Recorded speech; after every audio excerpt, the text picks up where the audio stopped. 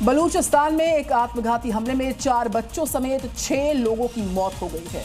अब इस आतंकी हमले को लेकर पाकिस्तान के कई झूठ भी बेनकाब हो गए।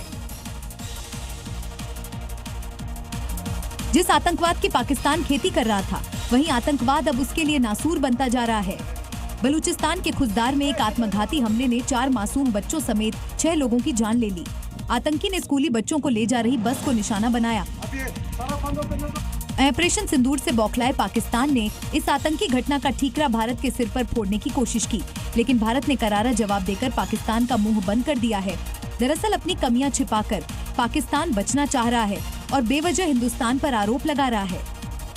सवाल ये उठ रहा है कि जब बलूचिस्तान शिक्षा विभाग ने प्रांत के सभी स्कूलों को 31 जुलाई तक बंद करने का आदेश दिया है, तो फिर स्कूली बच्चे बस से कहां जा रहे थे?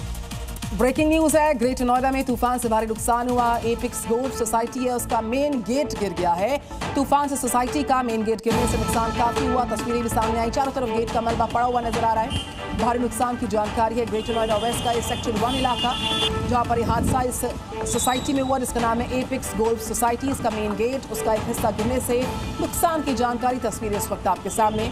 ये ग्रेटर नोएडा वेस्ट का सेक्टर 1, जहां पर हादसा हुआ।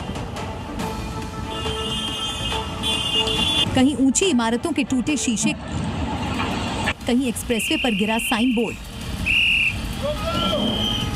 कुछ घंटों की बारिश ने ग्रेटर नोएडा में जमकर तबाही मचाई। ये तस्वीर देखिए, कहीं बिल्डर के प्रोजेक्ट का जाल लटक रहा है, तो कहीं पाइप गिरने से कार क्षतिग्रस्त हो गई। यही नहीं, सुपरटेक इको विलेज 2 सोसाइटी में एक फ्लैट की बालकनी का गेट तक आंधी के कारण टूट गया।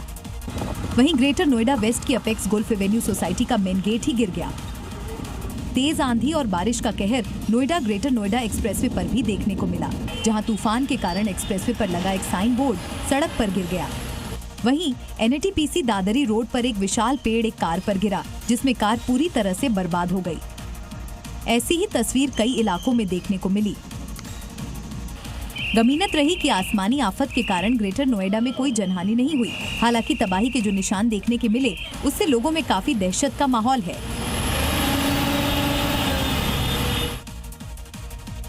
और बड़ी खबर आपको गाजियाबाद से बता दें, जहां पर पेड़ गिरने से एक शख्स की मौत की जानकारी है। बाइक पर पेड़ के गिरने से ये मौत हुई है इस शख्स की। कई इलाकों में तूफान से पेड़ गिर गए थे। हादसों की खबर सामने आई, गाड़ियों को नुकसान पहुंचा, ये भी खबर सामने आ गई। इस बीच ये खबर जिस वक्त आपके सामने है, बाइक पर पेड़ गिरने से जो शख्स इस बाइक पर सवार था, उसकी मौत हो चुकी है।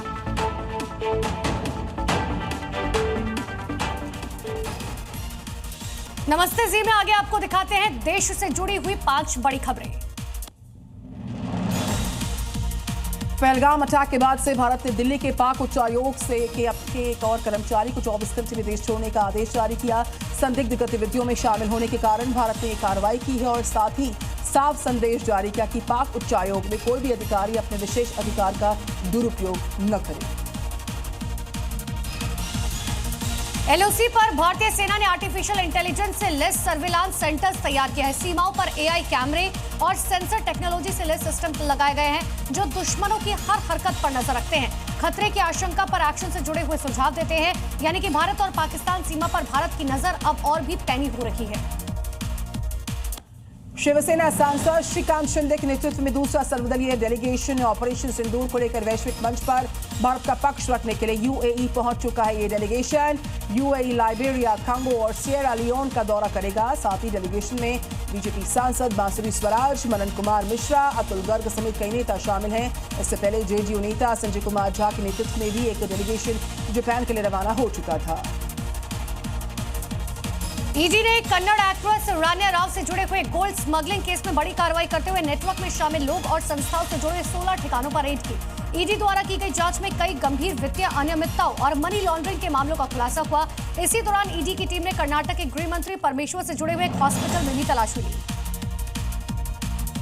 भारत नेपाल सीमा पर फाइटर जेट की उड़ान की अफवाह पर एसएसबी ने भारतीय सीमा में किसी भी प्रकार के फाइटर जेट की उड़ान की पुष्टि बिल्कुल नहीं की।